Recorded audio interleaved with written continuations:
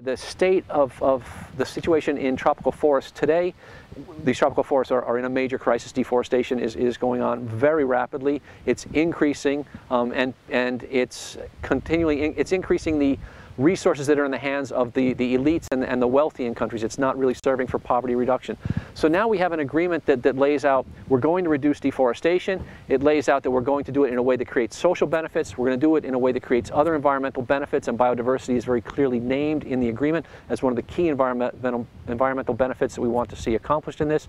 So we now have a constellation of things within this agreement that helps us achieve a lot of the objectives that we haven't been able to achieve as yet through other UN types of processes, and that if it fell off the table again this year, we probably would have been another decade out before we even start to work on these problems, and another decade out would have meant an even greater crisis would need to be confronted at that point in time.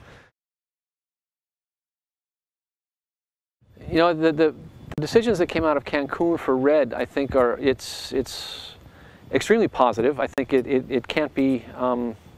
We can't undersell how important it is.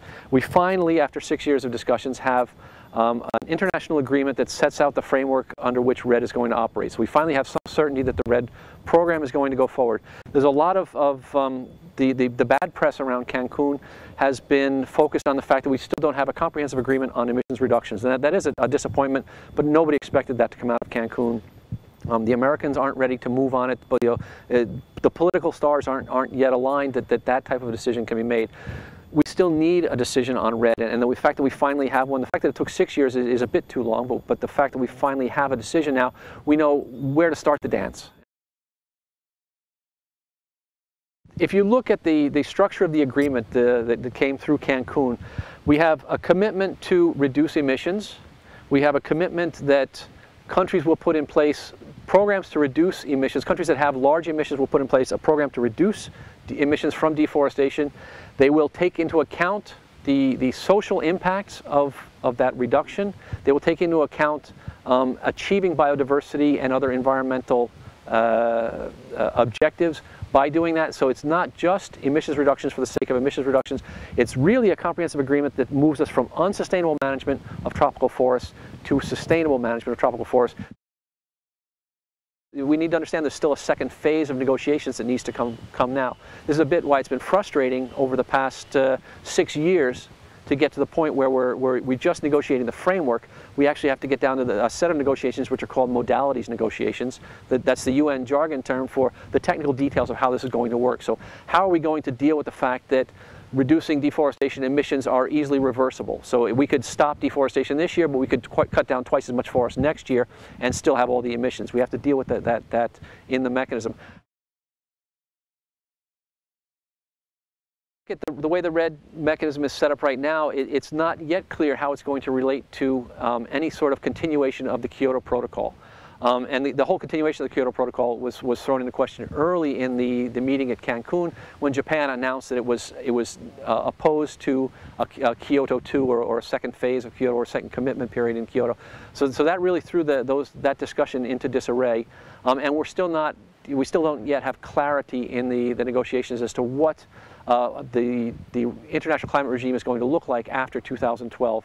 But it's clear that reducing emissions from deforestation is going to be part of that. That's already accomplished. It's in there. So whatever else happens is a bit disconnected from whether REDD can or cannot go forward. REDD does not depend upon the rest of these agreements in order to go forward right now.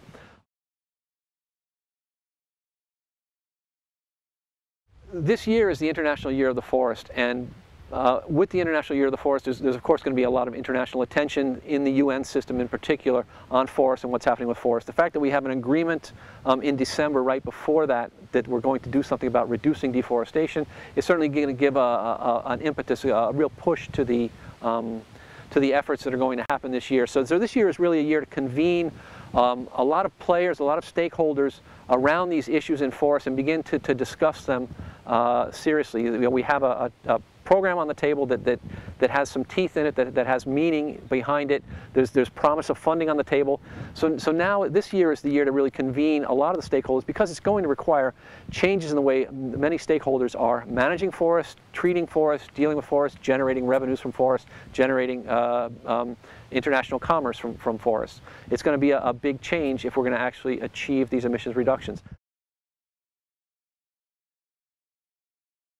I think for CIFOR and for institutions like CIFOR around the world that are working in international forestry issues and tropical forestry issues, it's a very big year for us to clarify the research agenda, to generate the interest internationally, to generate the support among the donor community, and to demonstrate that what we've been able to generate in previous years and over the past decade and a half of research in tropical forestry has really contributed to our understanding and can take us even further.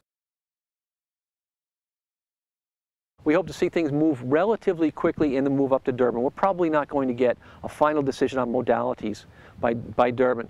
The discussions will only begin in June at what's called the subsidiary bodies meetings, which is a subgroup of the meeting of the groups that meet to decide the international climate change regime. There will be a meeting in Bonn that will begin to discuss the details of how do we implement this project. What are the international rules around it? What are the standards that countries have to meet in order to be part of this and to receive funding from this mechanism?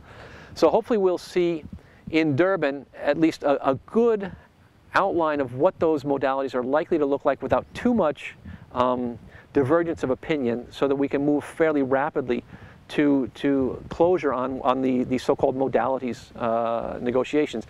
If we get into another protracted 6-year negotiation on modalities, this stuff's going to start falling off the table, interest is going to wane, we're going to see people start to walk away from this. So hopefully the fact that we have the International Year of the Forest, now as we get down to these serious discussions about the details, it's going to move these things, give the impetus needed to move these things through much more rapidly through the international policy process. We get to a decision much more rapidly, and we can get moving with the program.